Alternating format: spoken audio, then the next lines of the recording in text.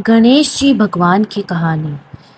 एक अंधी बुढ़िया थी जिसका एक लड़का और बहू थी। वह बहुत गरीब थी। वह अंधी बुढ़िया माई नित्य प्रतिदिन गणेश जी की पूजा किया करती थी। माई की पूजा से प्रसन्न होकर एक दिन गणेश जी भगवान साक्षात सन्मुख आकर बैठ गए और बोले कि बुढ़िया माई, तू प्रतिदिन निस्वार्थ भाव से मेरी पूजा करती है, जो चाहे सो मांग ले। बुढ़िया माई बोली, हे विघ्नहर्ता गणेश जी भगवान, मुझे तो मांगना नहीं आता, सो क्या मांगू।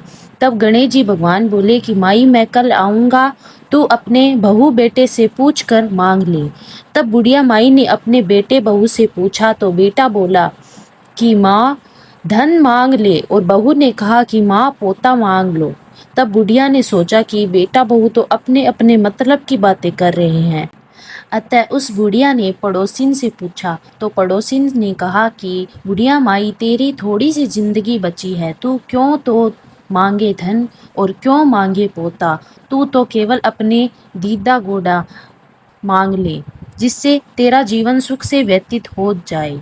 उस बुढ़िया माई ने बेटे बहू तथा पड़ोसिन की बात सुनकर घर में जाकर सोचा, जिसे बेटा बहू भी खुश हो जाए और मेरा भी भला हो, वह भी मांग लूं। जब दूसरे दिन गणेश जी भगवान आए और बोले, बुढ़िया माई मांग ले। गणेश जी भगवान के वचन सुनकर बुढ़िया माई बोली, हे विघ्न हरता, अन्न देवो, धन देवो, निरोगी काया देवो, अमर सुहाग देवो, दीदा गोडा देवो, सोने के कटोरे में पोते को दूध पीता देखूं, अमर सुहाग देवो और समस्त परिवार को सुख देवो, आपके भी चरणों में मुझे स्थान देवो। बुढ़िया माई की बात सुनकर गणेश जी बोले, बुढ़िया माँ, तूने तो मुझे ठग लिया और कहती है कि मांगना नहीं आता।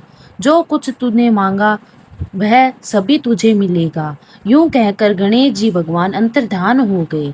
हे गणेश जी भगवान, जैसा बुढ़िया माई को दिया वैसा सबको देना, वैसे ही सबको देना और सभी पर अपनी कृपा बनाए रखना।